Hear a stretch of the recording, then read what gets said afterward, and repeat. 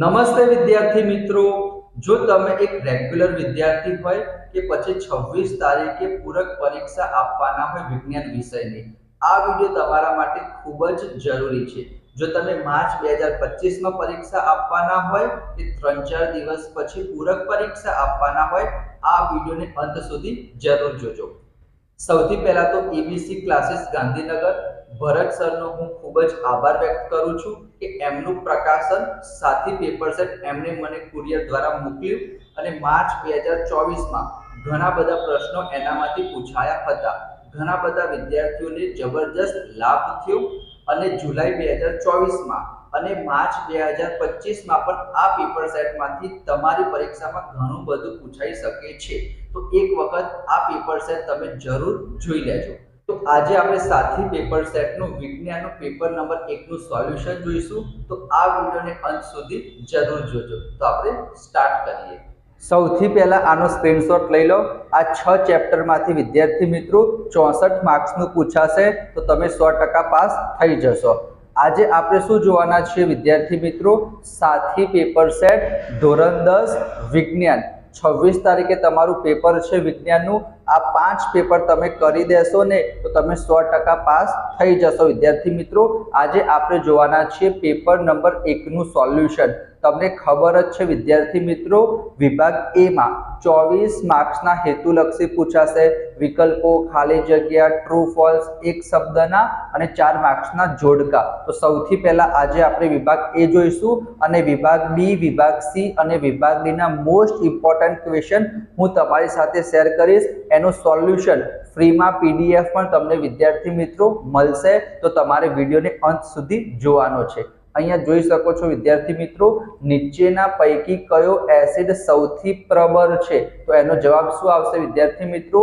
Nitric acid. એના પછી બીજા નંબરનો ક્વેશ્ચન છે, ઇથેન અણુનું આણ્વીય સૂત્ર C2H6 છે, એમાં કેટલા સહસંયોજક બંધ છે વિદ્યાર્થી મિત્રો? 7 સહસંયોજક બંધ છે।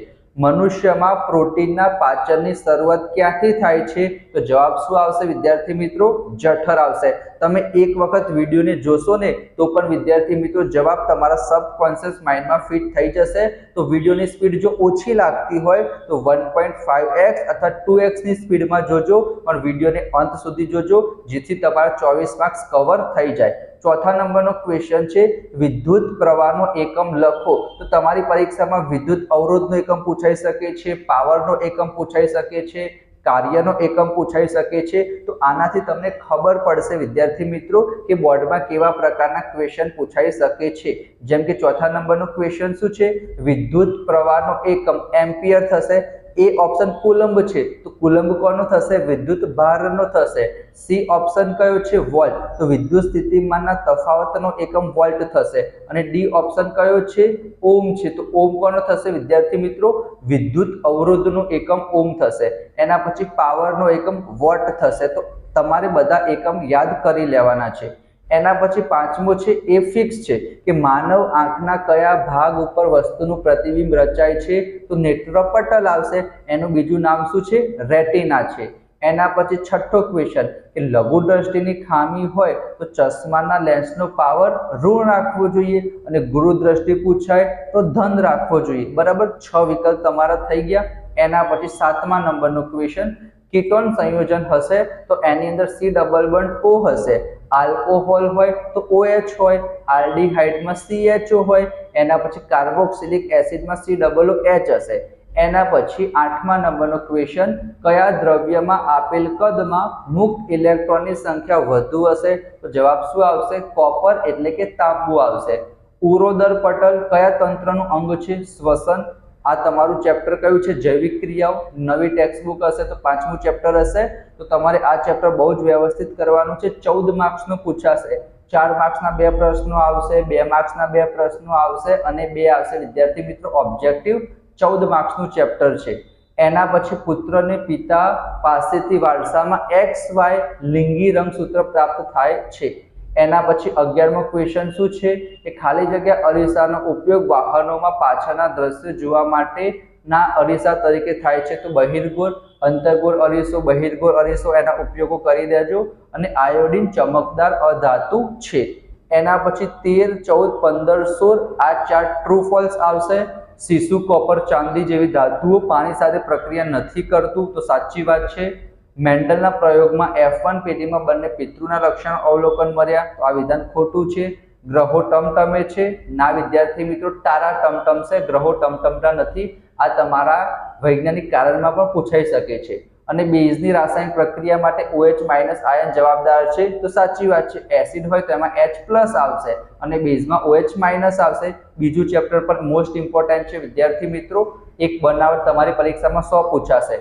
ધોવાનો સોડા પૂછાઈ શકે છે, ખાવાનો સોડા પૂછાઈ શકે છે, સોડિયમ હાઇડ્રોક્સાઇડ એટલે કે ક્લોર આલ્કલી પ્રોસેસ અથવા તો બ્લીચિંગ પાવડર પૂછાઈ શકે છે. અને એક છે વિદ્યાર્થી મિત્રો ધોવાનો સોડા, ખાવાનો સોડા આવી ગયું, બ્લીચિંગ પાવડર આવી ગયું, સોડિયમ હાઇડ્રોક્સાઇડ આવી ગયું અને એક બ્લીચિંગ પાવડર. બરાબર, આ 5 પ્રશ્નો તમે કરી દેજો. એક પ્રશ્ન 100% પૂછાશે. એના પછી શરીરમાં પરાવર્તી ક્રિયા માટેની વ્યવસ્થા ક્યાં હોય છે તો કરોડરજ્જુમાં છે. 18મો ક્વેશ્ચન પણ બહુ વખત પૂછાય છે. કેપિટલ T હશે વિદ્યાર્થી મિત્રો. એક પણ જો કેપિટલ T આવે તો એને પ્રભાવી બંધારણ કહેવાય અને બંને સ્મોલ t હશે તો એને આપણે પ્રચ્છન્ન બંધારણ કહીશું.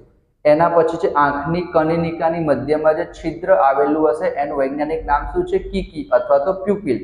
અને ઓમના નિયમને તમારે સૂત્રાત્મક રીતે લખવાનું છે તો V = IR લખો તો પણ ચાલે અથવા તો R ને તમે કરતા બનાવો તો R = V/I લખશો તો પણ ચાલશે. જોડકા વિદ્યાર્થી મિત્રો 4 જોડકા પૂછાશે. એમાં એક જોડકું એટલે કે 2 માર્ક્સનું પૂછાશે જૈવિક ક્રિયાઓ ચેપ્ટરમાંથી અને એક પૂછાશે છેલ્લું ચેપ્ટર આપણું પર્યાવરણ, એ પણ 10 માર્ક્સનું છે. તો અહીંયા તમે જોઈ શકો છો ટેસ્ટોસ્ટેરોન આવશે શુક્રપિંડમાં અને એસ્ટ્રોજન આવશે અંડપિંડમાં. અન્ય પ્રાણીઓ, આહાર કરતા પ્રાણીઓ એમાં આવશે વિદ્યાર્થી મિત્રો માંસાહારી અને સડતા કાર્બનિક દ્રવ્યોમાંથી પોષણ મેળવતા સજીવોને આપણે શું કહીશું? વિઘટકો કહીશું. બરાબર, તમને ખબર હશે. હવે વિદ્યાર્થી મિત્રો વિભાગ B, વિભાગ C અને વિભાગ D ના મોસ્ટ ઇમ્પોર્ટન્ટ ક્વેશ્ચન તમે સ્ક્રીનશોટ લેતા જાઓ અથવા તો આની હું તમને PDF પણ આપવાનો છું વિદ્યાર્થી મિત્રો. જે મોસ્ટ ઇમ્પોર્ટન્ટ ક્વેશ્ચન છે એ પણ હું તમને કહીશ તો વિડીયોને અંત સુધી જરૂર જોજો. પહેલો ક્વેશ્ચન છે ઉષ્માક્ષેપક અને ઉષ્માશોષક. એ પણ તમારી પરીક્ષામાં પૂછાઈ શકે છે. ખનિજ અને કાચી ધાતુ એ એવરેજ છે. જે મોસ્ટ ઇમ્પોર્ટન્ટ હશે એ હું તમને 100% કહીશ કે આ યાદ જરૂર કરજો. પ્રકાશ સંશ્લેષણ વાળો પણ તમારી પરીક્ષામાં પૂછવાના ચાન્સીસ છે. DNA પ્રતિકૃતિનું પ્રજનનમાં શું મહત્વ છે એ નહીં કરો તો એક સમય ચાલશે. અલિંગી પ્રજનનનો પ્રકાર અવખંડન છે, એના પછી કલિકા સર્જન છે, બીજાણુ નિર્માણ છે. એ 3-4 માંથી એક પૂછાઈ શકે છે. 30મો ચેપ્ટર મોસ્ટ ઇમ્પોર્ટન્ટ છે વિદ્યાર્થી મિત્રો. લઘુ દ્રષ્ટિ, ગુરુ દ્રષ્ટિ અને માનવ આંખ એ 3 માંથી એક ક્વેશ્ચન તમારી પરીક્ષામાં 100% પૂછાશે. એ 3 ક્વેશ્ચન તમે કરી દેજો. એના પછી 31મો ક્વેશ્ચન છે વિદ્યુત સ્થિતિમાનની વ્યાખ્યા આપી એકમ જણાવો. બહુ સિમ્પલ છે. આ ચેપ્ટરમાં જેટલી પણ રાશિ છે, અવરોધ હોય, પાવર હોય, વિદ્યુત પ્રવાહ હોય, વિદ્યુત સ્થિતિમાન હોય, બધાની વ્યાખ્યા, એકમ અને સૂત્રો તમે કરી દેજો. શ્રેણી જોડાણ અને સમાંતર જોડાણ પણ તમે કરી દેજો. એના પછી વિદ્યુત પરિપથ વાળો છે. ફ્યુઝ એક સારો ક્વેશ્ચન છે વિદ્યાર્થી મિત્રો. જૈવ અવિઘટનીય કચરો અને જૈવ વિઘટનીય કચરો, ઓઝોન સ્તર, જૈવિક વિશાલન, પોષક સ્તર અને એક આહાર શૃંખલા વાળો ક્વેશ્ચન છે. આ 5-6 ક્વેશ્ચન જ તમારે ચેપ્ટર નંબર 14 આપણું પર્યાવરણમાંથી કરવાના છે. બરાબર. એના પછી જારક અજારક શ્વસન એ પણ મોસ્ટ ઇમ્પોર્ટન્ટ છે. 37મો ચાલશે નહીં કરો તો. એના પછી વિભાગ C ની અંદર આવી જઈએ તો વિભાગ C માં પહેલું ચેપ્ટર છે તમારું. એમાંથી 2 ક્વેશ્ચન પૂછાશે. એક 2 માર્ક્સમાં પૂછાશે, એક 3 માર્ક્સમાં પૂછાશે. 5 માર્ક્સનું ચેપ્ટર છે. તો કોઈ પણ એક પ્રક્રિયા આવી શકે છે. વિઘટન, વિસ્થાપન, દ્વિવિસ્થાપન અને સંયોગીકરણ અથવા તો ઓક્સિડેશન રિડક્શન એટલે કે રેડોક્સ પૂછાઈ શકે. ક્ષારણ અને ખોરાપણ. બરાબર. ચલો એના પછી ત્રીજું ચેપ્ટર મોસ્ટ ઇમ્પોર્ટન્ટ છે. એનામાંથી તમારે 2 ક્વેશ્ચન પૂછાશે વિભાગ C માં. તો એમાં ધાતુ અને અધાતુનો એક ક્વેશ્ચન તમારી પરીક્ષામાં 100% પૂછાશે. ધાતુ અને અધાતુના ભૌતિક ગુણધર્મો પૂછાય, રાસાયણિક ગુણધર્મો પૂછાય અથવા તો એના અપવાદ વાળો ક્વેશ્ચન પૂછાઈ શકે છે. અને 40મો ક્વેશ્ચન કે સક્રિયતા શ્રેણીની મધ્યમાં રહેલી, ટોચમાં રહેલી અને તળિયા રહેલી આ 3 માંથી પણ એક ક્વેશ્ચન પૂછાઈ શકે છે. ગુંજન કેલ્સિનેશન એની અંદર કવર થઈ જશે. પ્રાણી અંતઃસ્ત્રાવની લાક્ષણિકતા. એના પછી 42મો ક્વેશ્ચન પણ ઇમ્પોર્ટન્ટ છે. નર પ્રજનન તંત્ર અને માદા પ્રજનન તંત્ર એ બંનેમાંથી એક ક્વેશ્ચન પૂછવાના ચાન્સીસ છે. માનવ વસ્તી નિયંત્રણની પદ્ધતિ પૂછાઈ શકે છે. માસિક સ્ત્રાવ વાળો ક્વેશ્ચન છે જેને આપણે રજો નિવૃત્તિ પણ કહીએ છીએ. એ તમારી પરીક્ષામાં પૂછાઈ શકે છે. એના પછી પાવર વાળો ક્વેશ્ચન 45મો ક્વેશ્ચન ઇમ્પોર્ટન્ટ છે, પણ તમે એક આવો પૂછાશે, પણ જો તમને લાગતું હોય યાદ ના રહેતું હોય તો વાંધો નહીં. 46મો મેં તમને ઓલરેડી કહી દીધો છે, શ્રેણી જોડાણ અને સમાંતર જોડાણ બંને કરી દેજો. અને વિભાગ ડી માં આવી જાય તો વિભાગ ડી માં બીજા ચેપ્ટરના 2 પ્રશ્ન આવશે અને 5મું ચેપ્ટર જૈવિક ક્રિયાઓ એના 2 ક્વેશ્ચન આવશે. તો 4 ક્વેશ્ચન તમારા પાક્કા થઈ જશે માત્ર 2 ચેપ્ટર કરશો તો. એક તો બનાવટ આવશે, હાઇડ્રોજન વાળો પ્રયોગ છે એ પણ તમે કરી દેજો, અને પીએચ માપક્રમ દૈનિક જીવનમાં પીએચ નું મહત્વ એ 2 ક્વેશ્ચન કરી દેજો. એના પછી 49મો ક્વેશ્ચન સંતૃપ્ત અસંતૃપ્ત સંયોજનો એટલું બધું ઇમ્પોર્ટન્ટ નથી.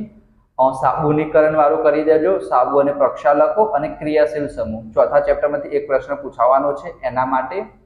પછી 5મા ચેપ્ટરના 2 મેં તમને કીધા, પાચન તંત્ર કરજો, શ્વસન તંત્ર કરજો, ઉત્સર્જન તંત્ર કરજો, મનુષ્યનું હૃદય કરજો, હૃદયનું રુધિરનું હૃદયમાં બેવડું પરિવહન સમજાવો એ કરી દેજો. પોષણના પ્રકાર છે, અમીબા વાળો ક્વેશ્ચન છે, આ મોસ્ટ ઇમ્પોર્ટન્ટ ક્વેશ્ચન છે. મેઘધનુષ્ય વાળો પણ પૂછાઈ શકે છે. ઘરેલું વિદ્યુત પરિપથ પૂછાયો હતો તો એ પણ એક વખત યાદ કરી લેજો. ઓઝોન સ્તર વાળો મેં તમને ઓલરેડી કહી દીધો છે, બરાબર. તો આજે આપણે વિદ્યાર્થી મિત્રો જે પેપર 1 હતું એ તો મેં તમને કીધું જ છે, પણ એના સાથે સાથે બીજા ઘણા બધા એવા ક્વેશ્ચન પણ કીધા છે જે તમારી 26 તારીખના પેપરમાં પૂછાઈ શકે છે. એક રેગ્યુલર વિદ્યાર્થી હોય તો પણ આ વિડીયો તમારા માટે એટલો જ જરૂરી છે, તો આના ઉપર પૂરેપૂરું ધ્યાન આપજો.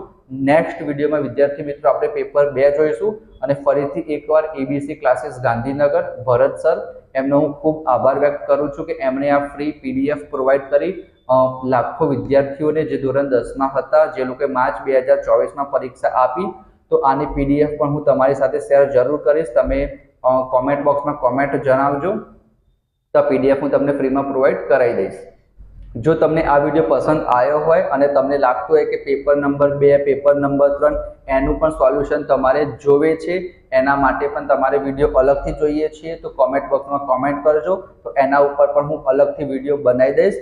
અને જો તમારે ગણિતમાં પ્રોબ્લેમ હોય તો એના ઉપર પણ આપણે 1-2 વિડીયો બનાવેલા છે, એ તમે જોઈ લેશો, તો એમાં પણ વિદ્યાર્થી મિત્રો તમે ખૂબ જ સરસ માર્ક્સે પાસ થઈ જશો. તો મળીશું આપણે નેક્સ્ટ વિડીયોમાં, અને તમારે બધાને best of luck, all the best. તમારું પેપર ખૂબ જ સરસ જાય. કંઈ પણ ડાઉટ હોય તો કમેન્ટ બોક્સમાં જણાવો, એનો હું તમને આન્સર જરૂર આપીશ. Thank you so much friends.